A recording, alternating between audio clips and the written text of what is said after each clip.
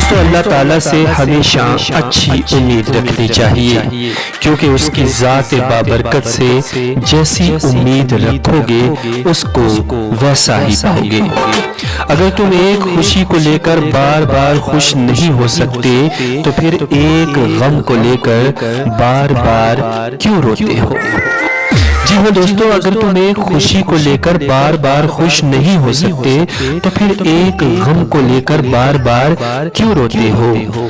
دکھ میں کبھی پچھتاوے کے آنسو نہ بہاؤ، بلکہ یہ سوچو کہ تم وہ خوش نصیب ہو جسے اللہ تعالیٰ نے آزمائش کے قابل سمجھا، کیونکہ وہ ہمیشہ اپنے برگزیدہ بندوں کو ہی آزمائش میں ڈالتا ہے۔ دوستو مشکلیں حل ہو جایا کرتی ہیں، راستے بھی نکل آتے ہیں، بس انسان کا یقین مضبوط ہونا چاہیے۔ انسان کو یہ اعتماد اور بھروسہ ہونا چاہیے کہ اللہ ہے، اس کے ساتھ ہے اور وہی مشکلیں بھی حل کرتا ہے۔ کہتے ہیں کہ ایک دن بیماری نے دولت سے کہا، تم کتنی خوش نصیب ہو کہ ہر کوئی تمہیں پانے کی کوشش کرتا ہے، اور میں کتنی بد نصیب ہوں کہ ہر کوئی مجھ سے دور بھاگتا ہے۔ دولت بولی، خوش نصیب تو تم ہو جسے پا کر لوگ اپنے مالک کو یاد کرتے ہیں، اور بد نصیب تو میں ہوں جسے پا کر لوگ اپنے پیدا کرنے والے کو ہی بھول جاتے ہیں۔ دوستو ہر انسان آج دولت دولت دولت کرتا ہے، تو کیا دولت سب کچھ خرید سکتی ہے؟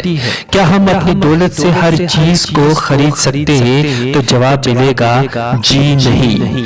دولت اینک تو خرید سکتی ہے مگر نظر نہیں، دولت کتابیں خرید سکتی ہے مگر علم نہیں، دولت گھڑی خرید سکتی ہے مگر وقت نہیں، دولت قلم خرید سکتی ہے مگر تحریر نہیں، دولت دوائیں خرید سکتی ہے مگر صحت نہیں، دولت نرم بستر خرید سکتی ہے مگر نیند نہیں، دولت سے عیش و عشرت خرید سکتی ہے مگر سکون نہیں۔ خلاصہ کلام یہ کہ دولت سے ظاہری آرام و آسائش، نام و نمود اور جاہ و حشمت تو حاصل کی جا سکتی ہے، مگر روحانی قرار، قلبی اطمینان اور با اخلاص زندگی ہرگز نہیں حاصل کی جا سکتی۔